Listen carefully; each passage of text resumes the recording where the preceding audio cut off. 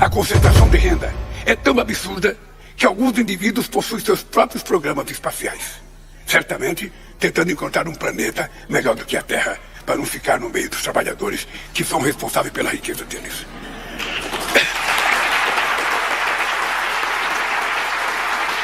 A coalizão global que estamos lançando hoje será uma ferramenta central para construir uma transição com justiça social, trabalho decente e erradicação da pobreza. Isso será particularmente importante neste contexto de transição para uma ordem multipolar que exigirá mudanças profundas nas instituições. Por isso, o Brasil vai trabalhar pela ratificação da emenda de 1986 à Constituição da OIT, que propõe eliminar os assentos permanentes dos países mais industrializados no Conselho da Organização.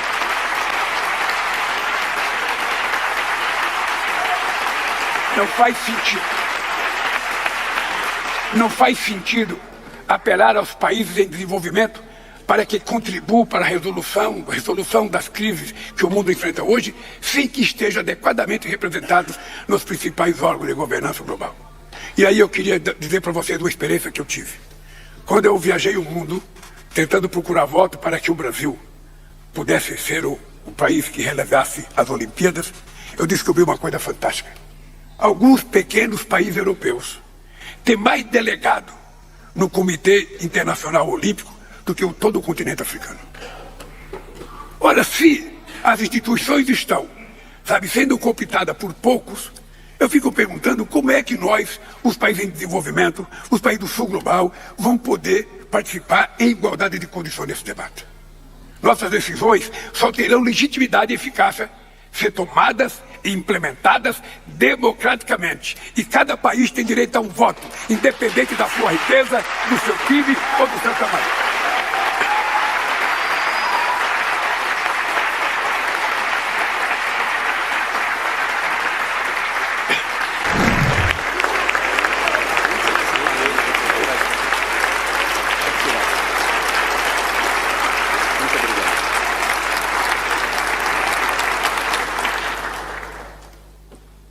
Bem, amigos e amigas,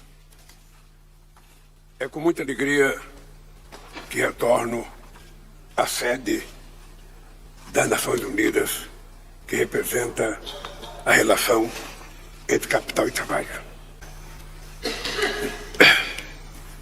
Não poderia dizer para vocês da emoção que eu estou sentindo de estar aqui mais uma vez.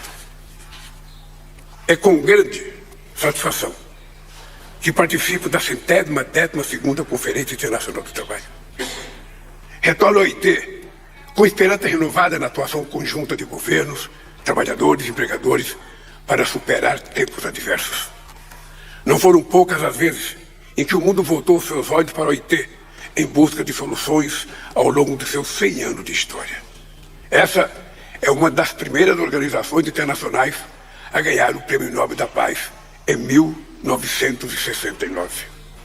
Foi nesta Assembleia, em maio de 2003, que escolhi fazer meu primeiro discurso em um organismo das Nações Unidas como chefe de Estado. E foi aqui que nos reunimos para discutir a crise do emprego causada pelo colapso financeiro de 2008. Desta vez, vivemos um contexto global muito mais complexo.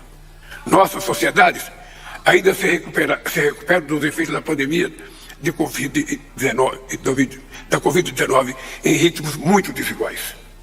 Novas tensões geopolíticas se somam aos conflitos existentes em diferentes partes do planeta.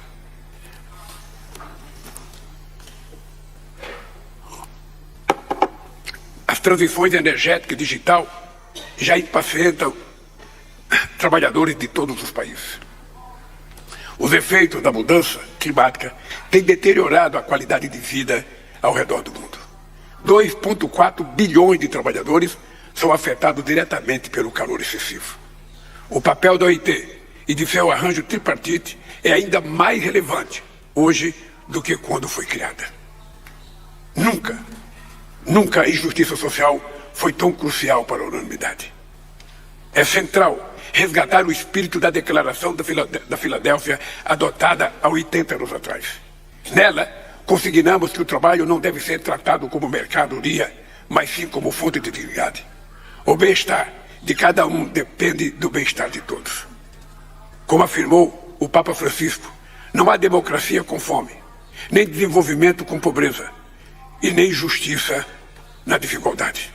Por isso, aceitei o convite do diretor-geral, Gilbert, para corresponder, para co-presidir a Colisão Global para a Justiça Social. Ela será um instrumento para implementar a Agenda 2030 para o Desenvolvimento Sustentável. O ODS 8, sobre trabalho decente para todos, não está avançando na velocidade e na escala necessária para o cumprimento de seus indicadores. Apesar das projeções da taxa de desemprego mundial para este ano e o próximo apontarem modesta diminuição de 5 para 4,9%, não devemos nos iludir. A informalidade, a precarização e a pobreza são persistentes. O número de pessoas em empregos informal saltou aproximadamente de 1 bilhão e 700 milhões para 2 bilhões este ano. A renda do trabalho segue em queda para os menos escolarizados. As novas gerações não encontram espaço no mercado. Muitos não estudam nem trabalham. Há elevado desânimo. Quase 215 milhões, mais do que a população do Brasil, vive em extrema pobreza, mesmo estando empregado. A desigualdade de gênero, de raça, de orientação sexual e de origem geográfica são agravantes deste cenário. Em todo o mundo, as mulheres são um dos elos mais vulneráveis na cadeia do mundo do trabalho. A máxima, salário igual para trabalho igual, ainda é uma utopia.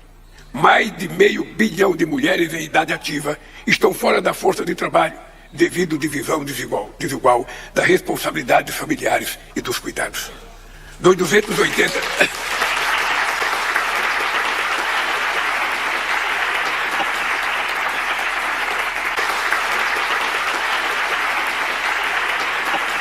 280 milhões de imigrantes em todo o mundo, 80% vivem no sul global.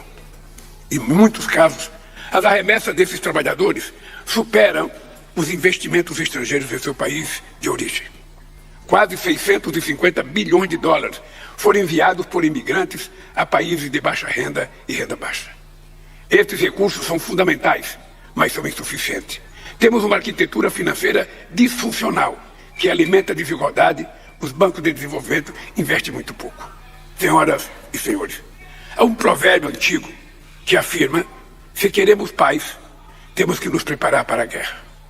Ao lançar a pedra fundamental da OIT, nossos antecessores sabiam isso e advertir e subverteram esta lógica e consagraram o lema: se deseja paz, cultiva, não permite a injustiça.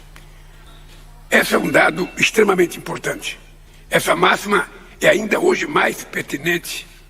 As guerras na Ucrânia, em Gaza e tantos outros conflitos esquecidos nos asfaltam desse ideal. Trabalhadores que deveriam dedicar às suas vidas e famílias são direcionados para a frente de batalha, de onde ninguém sabe se vai votar e quem será o vencedor. Foi assim na Primeira Guerra Mundial, de cujos escombros saíram a Liga das Nações Unidas e a própria OIT.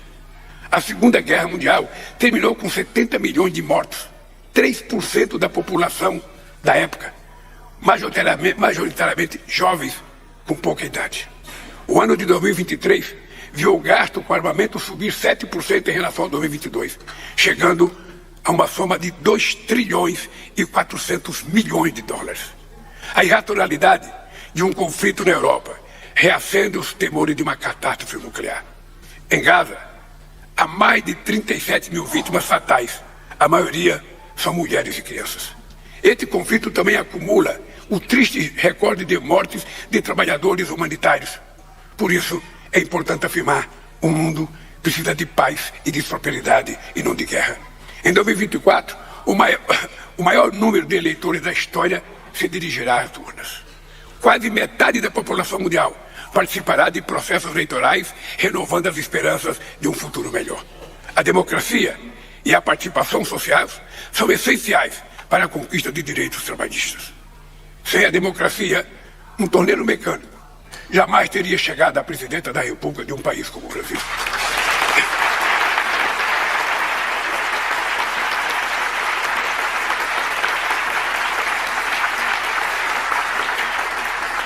Os ataques à democracia historicamente implicaram em perda de direitos. Não é mera coincidência que meu país foi investigado por violar normas desta organização durante o governo anterior. O extremismo político ataca e silencia minorias, negligencia os mais vulneráveis e vende muita ilusão. A negação da política deixa um vácuo a ser preenchido por aventureiros que espalham mentiras e ódio. A contestação da ordem vigente não pode ser privilégio da extrema-direita.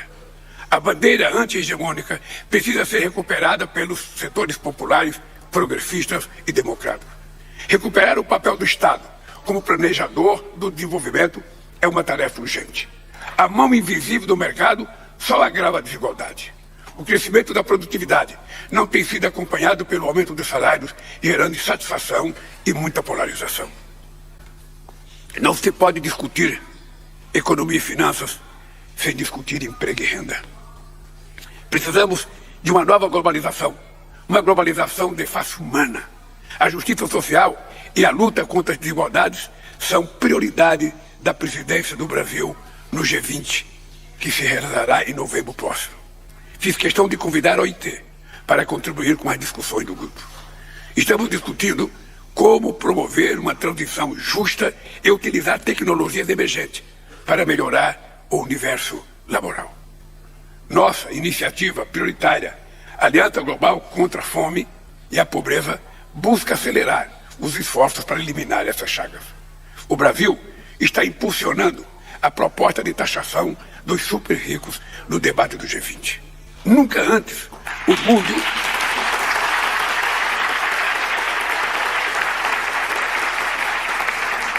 Nunca antes o mundo teve tantos bilionários. Estamos falando de 3 mil pessoas que detêm quase 15 trilhões de dólares. Vou repetir.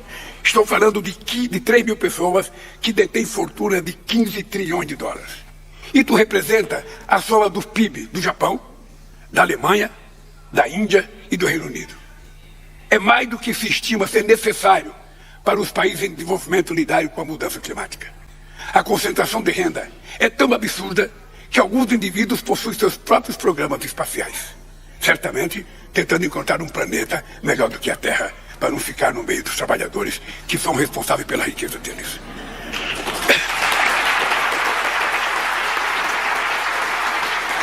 Não precisamos buscar saída em Marte. É a Terra que precisa do nosso cuidado.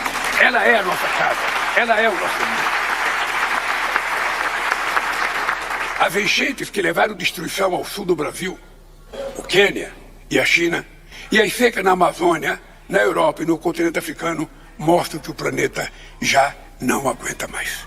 A crise climática será a prioridade da COP30, que será feita na cidade de Belém, no estado da Amazônia, em que eu quero convidar todos os membros que estão aqui a participar, porque historicamente todo mundo fala da Amazônia.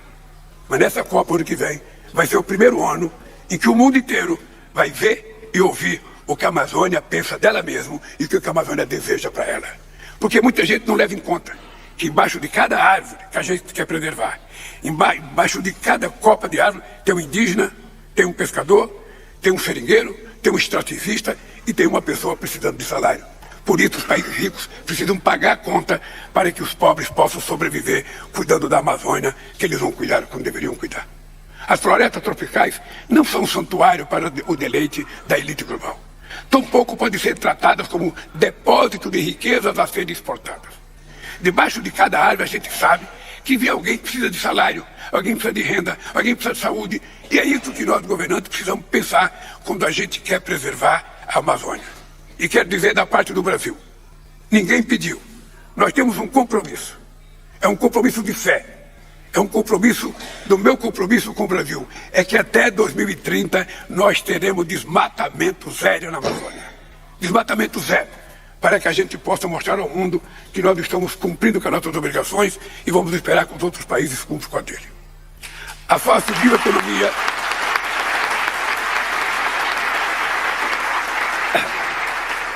a sociobioeconomia, a industrialização verde e as energias renováveis são grandes oportunidades para ampliar o bem-estar coletivo, efetivar a transição justa que tanto defendemos.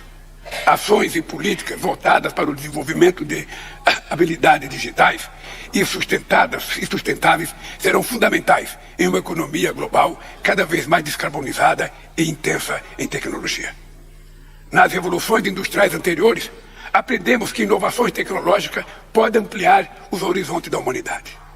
Mas foi a luta do povo trabalhador que disciplinou e democratizou o seu uso. A inteligência artificial transformará radicalmente o nosso modo de vida.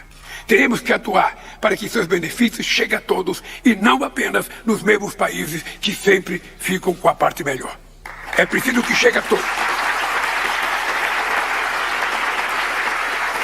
Do contrário, tenderá a reforçar viés e hierarquias geopolíticas e culturais, sociais e de gênero. 1/3 da população mundial está fora da internet e parcela ainda maior não usufrui da conectividade significativa. A diversidade linguística ainda não está adequadamente representada no ambiente digital. O poder computacional necessário para mover suas engrenagens é desigualmente distribuído. Seu insumo essencial são nossos dados, nossa atenção e o nosso tempo. É disputado ferozmente por um punhado de empresas. Nenhum país é capaz de resolver sozinho os dilemas que afetam toda a sociedade internacional. Precisamos buscar as melhores experiências, onde quer que elas estejam, para que a gente possa colocá-las em prática no mundo inteiro. O Brasil se inspirou no governo espanhol sob a liderança do presidente Pedro Sánchez, para regular o trabalho por aplicativos de transporte e promover um acordo sobre jornada de trabalho, salários e previdência social. O presidente Biden mostrou-se um grande aliado na construção de um novo marco para a construção de uma relação entre capital e trabalho. Esse é o sentido da parceria para direito dos trabalhadores que lançamos na ONU no ano passado, ao lado do diretor-geral, o nosso companheiro Rogomo. Queremos pavimentar caminhos para um novo contrato social que coloca o ser humano no centro das políticas públicas. O meu 3º mandato tenho renovado compromisso com o mundo do trabalho. Tenho certeza que retomamos as políticas de valorização do salário mínimo, de erradicação do trabalho infantil e de combate às formas contemporâneas de escravidão. Aprovamos uma lei sobre igualdade de remuneração entre homens e mulheres e nos somamos ao chamado do OIT para que mais países, sindicatos e empresas integrem a coalizão internacional pela igualdade salarial. Também estamos formulando um plano nacional de cuidados que considera a desigualdade de classe, de gênero, de raça, idade, deficiências e territórios, com um olhar especial para o mundo do trabalho doméstico. Temos uma política forte de geração de emprego e de industrialização do país com responsabilidade fiscal. Somente a indústria automobilística anunciou investimentos de 25 bilhões de dólares, o que não acontecia no Brasil há mais de 40 anos. Um país que gera condições de investimento está protegendo seus trabalhadores, está gerando emprego e permitindo que a massa salarial cresça. Quando a economia cresce, o desemprego diminui e todo mundo sabe que aumenta a renda dos trabalhadores. São 2.200.000 empregos formais criados desde o início do meu governo, há 1 ano e 6 meses atrás. O desemprego no 1º trimestre deste ano foi menor desde 2014. Minhas queridas amigas e meus queridos amigos, ao longo de mais de um século, a OIT contribuiu para inúmeras conquistas que elevaram o padrão de qualidade de vida das pessoas e fortaleceram paz, segurança e prosperidade.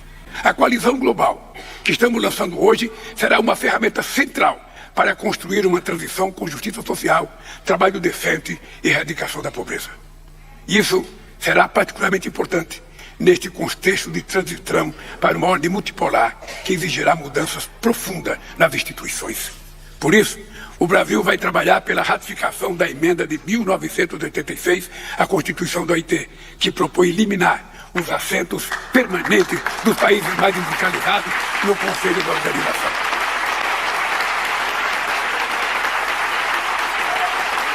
Não faz sentido apelar aos países em desenvolvimento para que contribua para a resolução das crises que o mundo enfrenta hoje, sem que esteja adequadamente representado nos principais órgãos de governança global. E aí eu queria dizer para vocês uma experiência que eu tive. Quando eu viajei o mundo, tentando procurar voto para que o Brasil pudesse ser o país que realizasse as Olimpíadas, eu descobri uma coisa fantástica. Alguns pequenos países europeus têm mais delegado no Comitê Internacional Olímpico do que todo o continente africano. Ora, se as instituições estão, sendo cooptadas por poucos, eu fico perguntando como é que nós, os países em desenvolvimento, os países do sul global, vão poder participar em igualdade de condições nesse debate. Nossas decisões só terão legitimidade e eficácia ser tomadas e implementadas democraticamente. E cada país tem direito a um voto, independente da sua riqueza, do seu PIB ou do seu tamanho.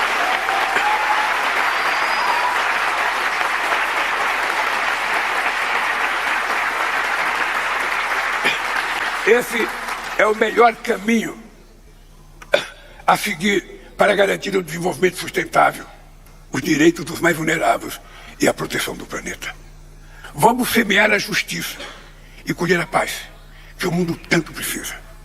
Meus amigos e minhas amigas, eu quero terminar a minha fala dizendo para vocês que a responsabilidade de vocês que estão participando ativamente da OIT é muito maior nesse primeiro quarto do século XXI do que foi no século passado. Porque naquele tempo a gente pensava que já sabia tudo. E hoje, todo dia nós somos pegos por uma nova surpresa no mundo do trabalho. Nós não sabemos ainda o resultado do que a digitalização da economia vai causar no mundo do trabalho. Nós ainda não sabemos.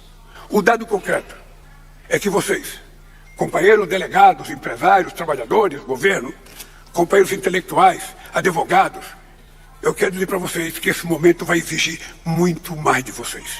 A OIT, ela tem a obrigação, companheiro presidente Gilberto, de trabalhar junto com a ONU e junto com os países para que a gente construa um projeto de inteligência artificial que seja do sul global, para que a gente possa competir com os países mais ricos que, ao criar a inteligência artificial, tentam manipular o restante da humanidade.